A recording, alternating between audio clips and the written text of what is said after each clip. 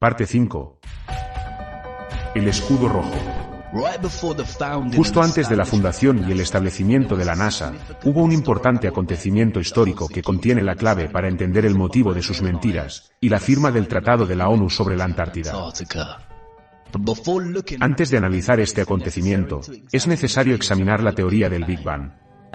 Y cualquier referencia histórica a dicho fenómeno antes de que la teoría fuera establecida en 1929, por Edwin Hubble, quien fue influenciado por el trabajo de Albert Einstein y Georges Lemaître. Al rastrear las creencias y teorías sobre los orígenes del mundo que habitamos, a través de la historia, descubrí varios relatos creacionistas, principalmente de naturaleza similar a la visión abrahámica de la creación. También encontré varias obras de filósofos y científicos, como Aristóteles, Immanuel Kant, Johannes Kepler e Isaac Newton, que proponían una teoría de la naturaleza infinita del universo. Sin embargo, hay un texto que es anterior a todas estas ideas, la Cábala, una tradición de misticismo judío que se remonta al siglo XIII hace 1000 años antes de que viviera Aristóteles.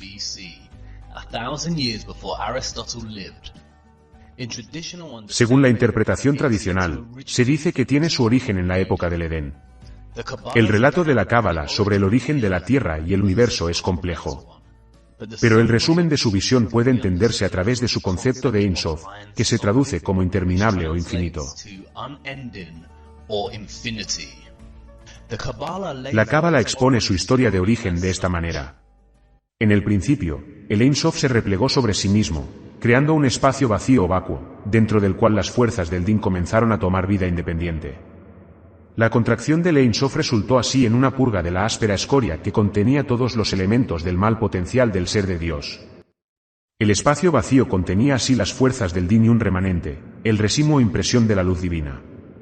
En este punto el Ein Sof emanó un rayo, que está representado en la primera letra del Tetragrámeten.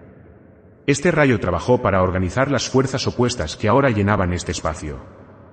Las fuerzas opuestas estaban juntas en un recipiente no mayor que una pequeña chispa. Este rayo causó la ruptura de la vasija y la formación de los planetas y trajo a la manifestación al hombre primordial. Moisés Nachmanides, un rabino cabalista del siglo XIII, resume esta historia de los orígenes, afirmando: solo hubo una creación física, y esa creación de una pequeña mota.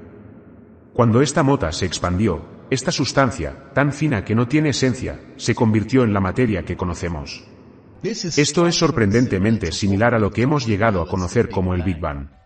Universe Today nos ofrece un resumen sucinto del Big Bang. La hipótesis del Big Bang afirma que toda la materia actual y pasada del universo empezó a existir al mismo tiempo, hace aproximadamente 13.800 millones de años.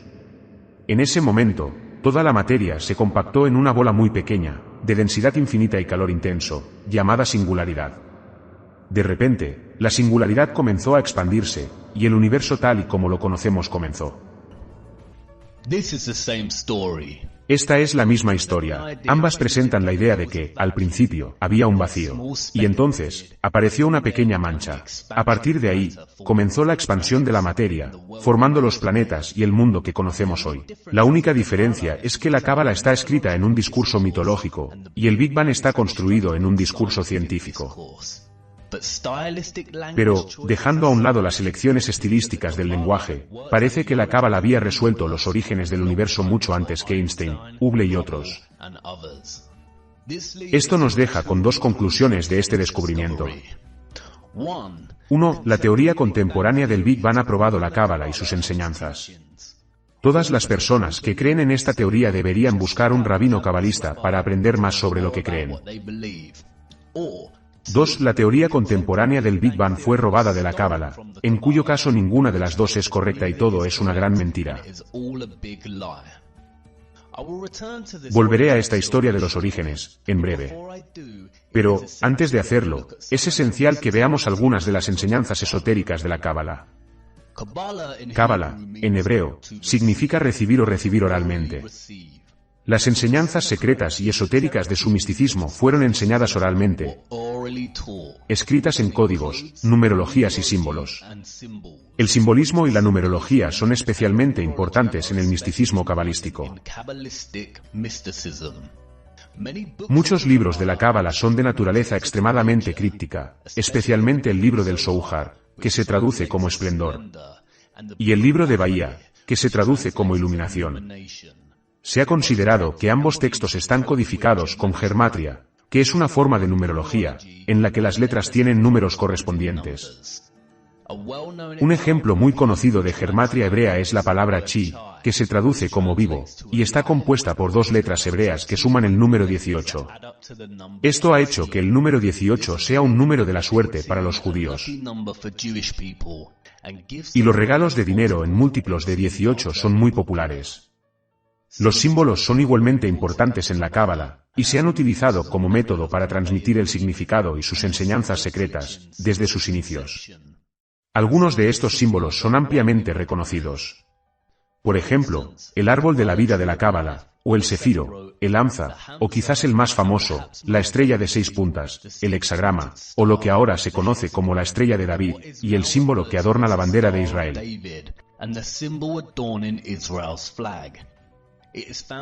Se encuentra en los primeros textos de la Cábala, y su primera asociación judía se remonta al Códice de Leningrado de 1008. Es esta estrella de 6 puntas en la que me gustaría centrarme ahora. Porque, como ves, no siempre fue el símbolo de Israel. Tampoco es exclusivo del judaísmo. Para entender la historia oculta de este símbolo, debemos viajar primero al año 1760, cuando Mayer Amschel Bauer regresa a Frankfurt para hacerse cargo de los negocios de su difunto padre en materia de préstamos de dinero. Antes de su muerte, y en ausencia de su hijo, el padre de Mayer había montado un escudo de armas en la fachada de la entrada de la casa de contadores, para hacer honor a su nombre. El signo presenta un hexagrama sobre un escudo rojo. Fue por este signo que Bauer cambió su apellido. Roth es rojo en alemán, y Schild es signo en alemán. Así que adoptó el nombre y pasó a ser conocido como Mayer Amschel Rothschild. Cuando el negocio de Mayer comenzó a prosperar, debido a su descubrimiento de prestar dinero a los gobiernos, en lugar de a los individuos, reclutó a Adam Weishaupt para crear la Orden de los Illuminati, que se completó y estableció el 1 de mayo de 1776. Poco después, Weishaupt fusionó las doctrinas secretas de los Illuminati con la Orden Continental de los Francmasones, que fue fundada en 1717, y en gran medida pacífica hasta esta fusión.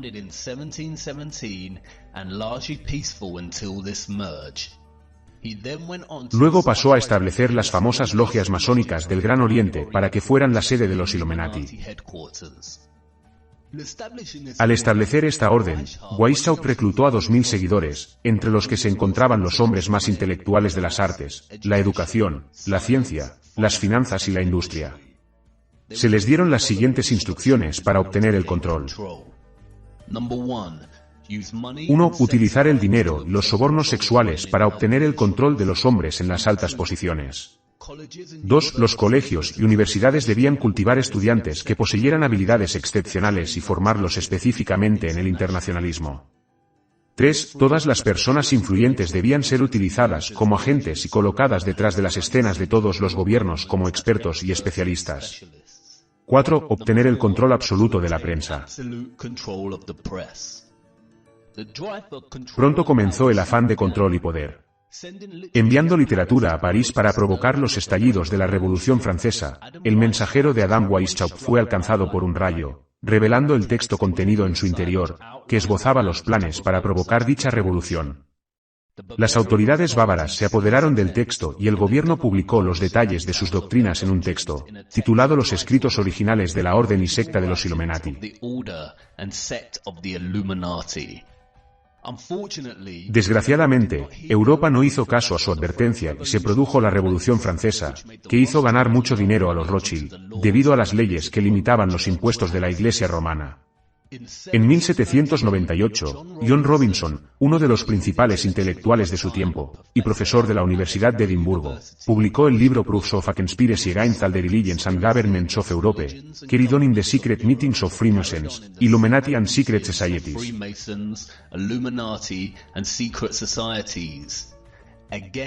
De nuevo, nadie hizo caso a la advertencia de Robinson. En 1812, Mayer Rothschild murió, y estableció leyes específicas para la casa de Rothschild, que son: 1. Solo los hombres entraran en el negocio. 2. Casarse entre sí para conservar la fortuna. 3. El hijo mayor del hijo mayor se convertirá en el jefe de la familia. Tras su muerte, los hijos de Mayer abandonaron Frankfurt y establecieron bancos en las principales ciudades europeas. Nathan Rothschild se trasladó a Londres a los 21 años, donde estableció una casa bancaria. Durante las guerras napoleónicas, los 5 hermanos Rothschild trabajaron para proporcionar oro tanto al ejército de Wellington, a través de Nathan en Inglaterra, como al de Napoleón, a través de Jacob en Francia, estableciendo así una fórmula que mantendrían hasta nuestros días. Exactamente esto, financiar a ambos bandos de cada guerra y enriquecerse en el proceso y después. La guerra napoleónica obligó a Gran Bretaña, y a muchos otros países de Europa, a pedir prestadas enormes sumas de dinero al Banco Rothschild, con tasas de interés que nunca serían capaces de pagar. Además, manipularon el mercado de valores. Durante la guerra, los especuladores observaban el valor de los bonos de guerra británicos de Nathan Rothschild, en un intento de adivinar quién ganaría la guerra. Poco después de terminar la batalla, y mucho antes de que nadie supiera quién era el vencedor, Rothschild comenzó a vender bonos. Todo el mundo asumió que esto significaba que Napoleón había ganado y que Europa había perdido. Siguieron las ventas de pánico. Y, cuando los precios se desplomaron, Nathan compró la mayoría de estos bonos. La propiedad de estos bonos de alto valor significaba que los Rothschild eran literalmente dueños del Banco de Inglaterra. A partir de ese momento, los intereses de la corona británica y de los Rothschild se entrelazaron tanto, que los Rothschild recibieron títulos de nobleza. Nathan dijo famosamente: "No me importa que Marioneta se coloque en el trono de Inglaterra para gobernar el imperio en el que el sol nunca se pone. El hombre que controla el suministro de dinero de Gran Bretaña controla el imperio británico, y yo controlo el suministro de dinero británico".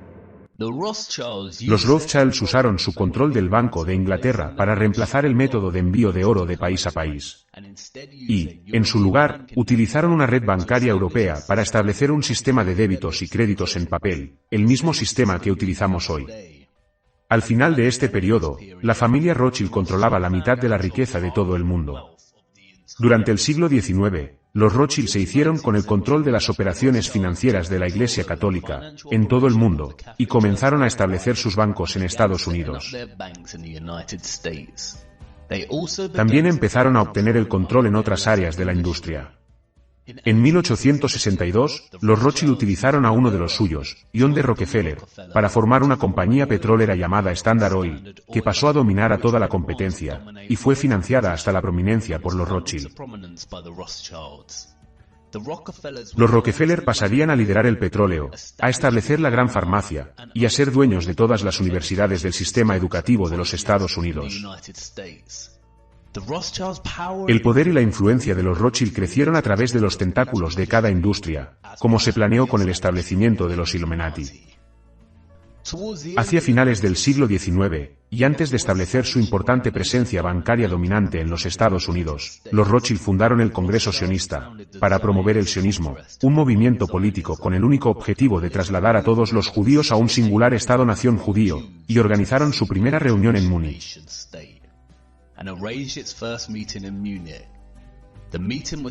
La reunión fue presidida por Theodore Herzl, quien posteriormente declaró en su diario: "Es esencial que los sufrimientos de los judíos se agraven. Esto ayudará a la realización de nuestros planes. Tengo una idea excelente. Induciré a los antisemitas a liquidar la riqueza judía. Los antisemitas nos ayudarán de este modo, ya que reforzarán la persecución y la opresión de los judíos. Los antisemitas serán nuestros mejores amigos". El hijo menor de Jacob Rothschild también visitó Palestina durante este tiempo y suministró fondos para establecer las primeras colonias judías allí. El plan de los Rothschild para establecer Israel y su propio país de propiedad de los Rothschild estaba en marcha. Pero no sería hasta muchos años más tarde que ese plan se hizo realidad. Note el hexagrama en las banderas en el Congreso sionista. En 1910, los planes estaban en marcha en los Estados Unidos para establecer el Banco de Propiedad Central de los Rothschild, la Reserva Federal. Los planes para un Banco Central de los Estados Unidos se encontraron con una fuerte oposición de algunas de las figuras más ricas de la época. Los tres opositores más importantes y poderosos eran Benjamin Guggenheim, Isidor Straus, jefe de los grandes almacenes Macy's, y John Jacob Astor, uno de los hombres más ricos del mundo y buen amigo del genial inventor Nikola Tesla. Su riqueza total en aquella época era de 500 millones de dólares. Según los estándares actuales, eso equivaldría a casi 11.000 millones de dólares. Sin embargo, la oposición no duró mucho. Convenientemente para los Rothschild, los tres poderosos opositores murieron a bordo del Titanic, cuando se hundió en 1912. Casualmente, fue el títere de los Illuminati, J.P. Morgan, quien financió y construyó el Titanic, y quien también estaba muy interesado en establecer la Reserva Federal. Canceló su billete en el Titanic en el último momento. El congresista Charles Lindbergh dijo lo siguiente, después de la aprobación de la Ley de la Reserva Federal en 1913. Esta Ley de la Reserva Federal establece el fideicomiso más gigantesco de la Tierra. Cuando el presidente Woodrow Wilson firme esta ley, el gobierno invisible del poder monetario será legalizado. El peor crimen legislativo de los tiempos es perpetrado por esta ley bancaria y monetaria. El sistema es privado, conducido con el único propósito de obtener los mayores beneficios posibles del uso del dinero de otras personas. La última parte de esta afirmación es especialmente importante. A partir de ahora, las depresiones serán creadas científicamente. Como dos estafadores trabajando en una marca, la Fed facilitó el crédito mientras los periódicos del establishment exageraban las riquezas que se podían obtener en el mercado de valores. La Reserva Federal significó que el dólar ahora podría ser impreso fuera del control del gobierno.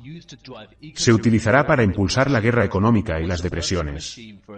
Y era la máquina perfecta para la deuda eterna. Abraham Lincoln luchó contra el establecimiento de este método, y comenzó a imprimir su propio dinero libre de deuda, lo que se llamó Greenbacks, durante la Guerra Civil Americana. Del mismo modo, JFK firmó una orden ejecutiva que devolvió al gobierno de los Estados Unidos el poder de emitir moneda, pasando por encima de la propia Reserva Federal de los Rothschild. ¿Qué tienen en común estos dos presidentes? Querían imprimir dólares para el pueblo estadounidense, en contra de los deseos del sistema Rothschild, y ambos fueron asesinados. Durante la Primera Guerra Mundial, vemos la misma fórmula de guerra de los Rothschild. Los Rothschild alemanes prestaron dinero al gobierno alemán. Los Rothschild británicos prestaron dinero al gobierno británico. Y los Rothschild franceses prestaron dinero al gobierno francés. Durante la guerra, y mientras Gran Bretaña considera la oferta de armisticio de Alemania, Louis Brandeis, el elegido líder del Comité Ejecutivo para los Asuntos Sionistas, envía un delegado sionista de América a Gran Bretaña, con la promesa de poner a América del lado de los británicos, siempre y cuando los británicos acepten dar la tierra de Palestina a los Rothschild.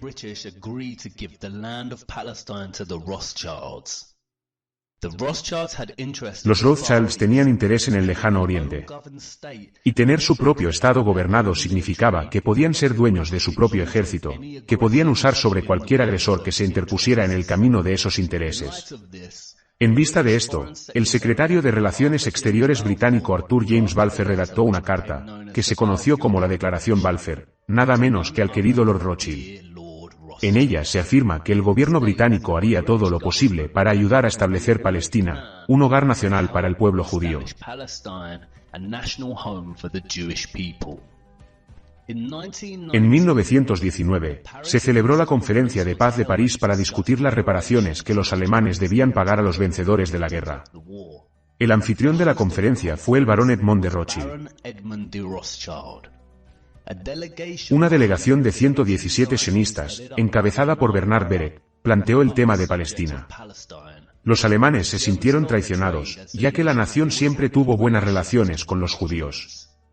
Los Rothschild también aprovecharon la conferencia para lanzar la idea de crear un gobierno mundial, llamado Liga de las Naciones.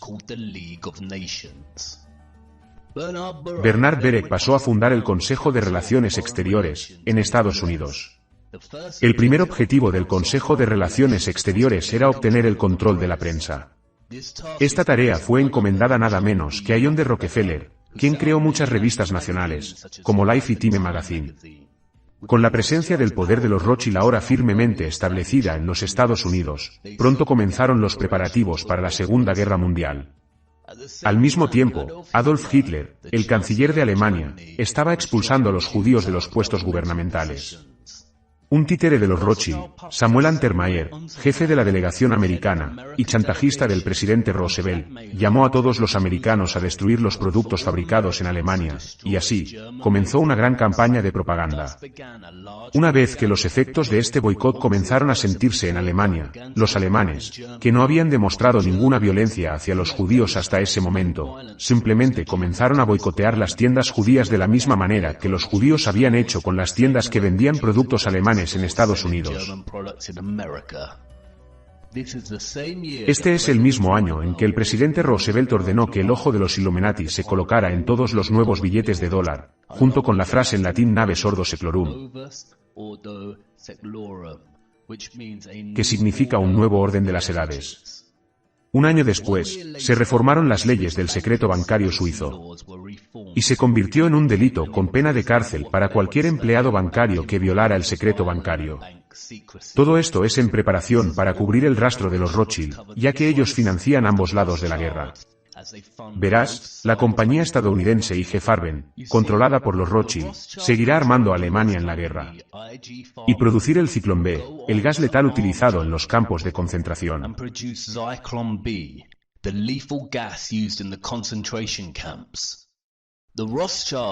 Los Rothschild también financiaron a la IBM estadounidense, que proporcionó en el suministro máquinas a los nazis para producir las tarjetas perforadas que ayudaron a organizar y gestionar la identificación inicial y la expulsión de los judíos, la confiscación de sus bienes y su eventual exterminio. Curiosamente, durante esta época, a Prescott Bush, el padre del presidente George Herbert Walker Bush, se le confiscó su empresa, en virtud de la ley de comercio con el enemigo. Estaba financiando a Hitler desde Estados Unidos, mientras los soldados americanos luchaban contra los alemanes. La conexión de los Rothschild con Hitler puede estar más subestimada de lo que se cree inicialmente. Como afirma Hans-Jürgen Kohler en su libro Inside de Gestapo, la abuela de Adolf Hitler, María, era una sirvienta en la mansión de los Rothschild. La guerra estaba muy coreografiada y solo tenía en mente los intereses de los Rothschild. Como el sionista Isaac Greenbaum, en un discurso ante el Consejo Ejecutivo Sionista, lo expresó de forma tan sucinta. Una vaca en Palestina vale más que todos los judíos de Polonia. Esta pieza de propaganda pretendía asustar a los supervivientes judíos haciéndoles creer que su único lugar seguro era Israel. Al final de la guerra, en 1945, los Rothschild no solo se beneficiaron financieramente, sino que su visión de una Liga de Naciones se hizo realidad con el establecimiento de las Naciones Unidas. Los británicos declararon que no habría más inmigración de judíos a Palestina, para proteger a los palestinos. Pero, después de la Segunda Guerra Mundial, los británicos transfirieron el control de Palestina a las Naciones Unidas. Las Naciones Unidas dividieron Palestina en dos estados, uno sionista y otro árabe, y Jerusalén quedaría como zona internacional a compartir por todas las confesiones religiosas. En los años siguientes, los israelíes lanzan una serie de ataques militares contra los palestinos árabes, provocando un éxodo masivo. Se crea la agencia de inteligencia secreta israelí, el Mossad. Su lema es: por medio del engaño harás la guerra. En 1948, los Rothschild sobornaron a Harry San Truman con $2 millones, que le entregaron durante su campaña, para que reconociera a Israel como Estado soberano. Pronto se reveló la bandera de Israel, que no es otra que una versión azul del hexagrama rojo de los Rothschild. Y aquí es donde la historia apenas comienza. Sígueme hasta la sexta parte, para que podamos echar un vistazo al verdadero significado de la estrella de 6 caras.